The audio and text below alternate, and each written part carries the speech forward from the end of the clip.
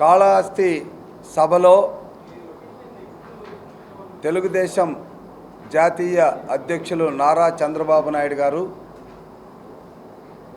ఈ రాష్ట్రానికి బాధ్యత కలిగినటువంటి డ్రైవర్గా పనిచేస్తానని ప్రజలకు ఒక హామీ ఇచ్చాడు. దీని ఉద్దేశం ఒక్క ఛాన్స్ అని వచ్చినటువంటి జగన్మోహన్ రెడ్డి తన అసమర్థ పాలన, అవినీతి పాలన, దుబారా, అస్తవ్యస్తమైనటువంటి వ్యవస్థతో ఈ రాష్ట్రాన్ని అన్ని విధాలుగా సర్వనాశనం చేశాడన్నది ప్రజలు అంగీకరించినటువంటి సత్యం. ఈరోజు మిగతా రాష్ట్రాలు జెట్ స్పీడ్లో ముందుకు వెళుతూ ఉంటే మన ఆంధ్ర రాష్ట్రం మాత్రం అన్ని విధాలుగా కూడా వెనుకబడి ఉంది.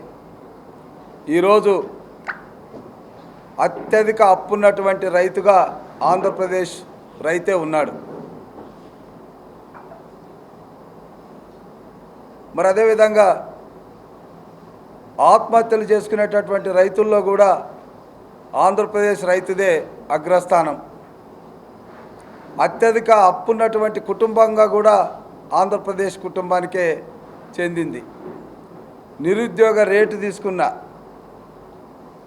మరి అదేవిధంగా విద్యా వ్యవస్థలో సంవత్సరానికి 3,50,000 మంది పిల్లలు, పేద పిల్లలు బడికి దూరమైన ఇవన్నీ కూడా ఆంధ్రప్రదేశ్లోనే జరుగుతున్నాయి.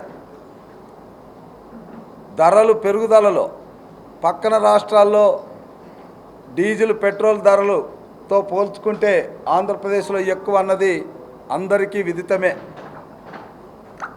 7 సార్లు కరెంటు ఛార్జీలు పెంచడం, 6 సార్లు ఆర్టీసీ ఛార్జీలు పెంచడం, 200 రూపాయలు ఉన్నటువంటి కరెంటు ఈరోజు 600, 800 కావడం.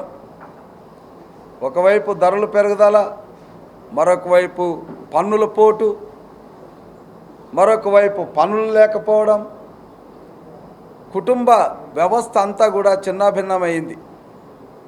ఇక రాష్ట్రానికి వస్తే రాష్ట్రంలో ప్రాణాధారమైనటువంటి పోలవరం గోదావరిలో కలిసిపోయింది. అమరావతి, అసలు అమరావతి రాజధాని ఆనవాళ్ళు లేకుండా చేసి 3 ముక్కలు ఆటతో ఈ 5 సంవత్సరాలు గడిపారు. రాష్ట్రంలో ఉన్నటువంటి ఆస్తులు ఎక్కడ పడితే అక్కడ తాకట్టు. చివరికి గ్రాఫిక్స్ అన్నటువంటి వైసీపీ నాయకులు మరి సచివాలయాన్ని కూడా 300-400 కోట్లకి అప్పులు తెచ్చారంటే మరి గ్రాఫిక్స్ మీద అప్పులు ఇచ్చినటువంటి పెద్ద మనుషులు ఎవరో మాకు అర్థం కాలే. ఇవన్నీ ప్రజలు గమనిస్తున్నారు.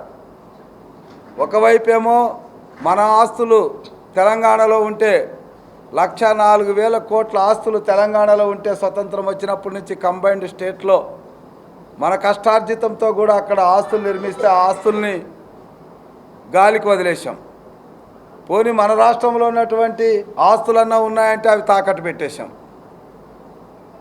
మరి ఏం మిగిలే?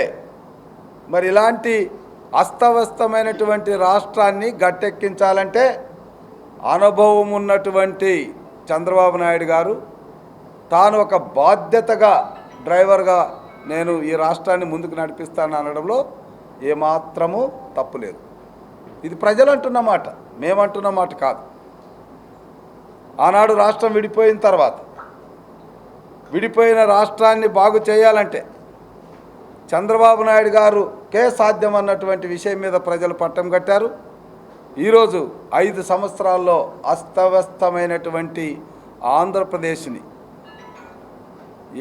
ఒక రైతులు, మహిళలు, యువత, కూలీలు, కౌలు రైతులు, వ్యాపారస్తులు, ఉద్యోగస్తులు, పెన్షనర్లు ఒక్కరు కూడా హ్యాపీగా లేరు.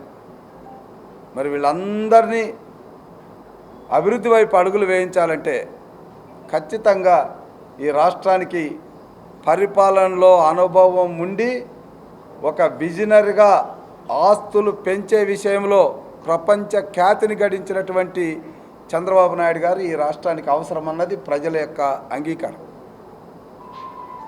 చంద్రబాబు నాయుడు గారు తప్పితే ఈ రాష్ట్రాన్ని బాగు చేసేటటువంటి నాయకుడు లేదు. మరి ఆయనతో పాటు మరి నిస్వార్థంగా రాజకీయం చేయాలని తన సొంత నిధులను ప్రజల కోసం ఖర్చు పెడుతున్నటువంటి పవన్ కళ్యాణ్ గారు కూడా చంద్రబాబు నాయుడుతో చేయగలపడం. అంతేకాకుండా ఈ 5 సంవత్సరాల్లో రాష్ట్రానికి జరిగినటువంటి నష్టాన్ని పూడ్చాలంటే ఎక్కడ పడితే అక్కడ నిలిచిపోయినటువంటి ప్రాజెక్టుల్ని శీఘ్రగతిన కొనసాగించాలంటే వాటిని పూర్తి చేసి పోలవరం లాంటి ప్రాజెక్టులను, అమరావతి లాంటి ప్రాజెక్టులను పూర్తి చేసి ఈ రాష్ట్రానికి తిరిగి పూర్వవైభవం రావాలంటే ఫెడరల్ వ్యవస్థలో కేంద్రం యొక్క సహాయం కూడా అవసరం అన్నటువంటి సత్యాన్ని గ్రహించి మోడీ ప్రభుత్వం కూడా ఎన్డీఏ మాకు మద్దతు తెలపడం, మాతో కలిసి ప్రయాణం చేయాలనుకోవడం, ఇదంతా కూడా తెలుగుదేశం అధినేత మరి చంద్రబాబు నాయుడు గారి యొక్క విజన్, సమర్థవంతమైనటువంటి పాలన, వీటన్నిటినీ చూసి ప్రజలు ఈరోజు ఆయన సభలకు జేజేలు కొడుతున్నారు. ఆయన నాయకత్వాన్ని కోరుతున్నారు. ఆయన నాయకత్వాన్ని బలపరిచే పవన్ కళ్యాణ్ భాగస్వామ్యాన్ని కోరుతున్నారు. వీళ్ళిద్దరినీ దీవించి ఈ రాష్ట్రాన్ని ముందుకు నడిపించడానికి కేంద్రం నుంచి సహాయ సహకారాలు అందుతాయని మోడీ గారు ముందుకొచ్చారు. ఇలాంటి పరిస్థితుల్లోనే ప్రజలు చంద్రబాబు నాయుడిని మళ్ళా కోరుతున్నారు.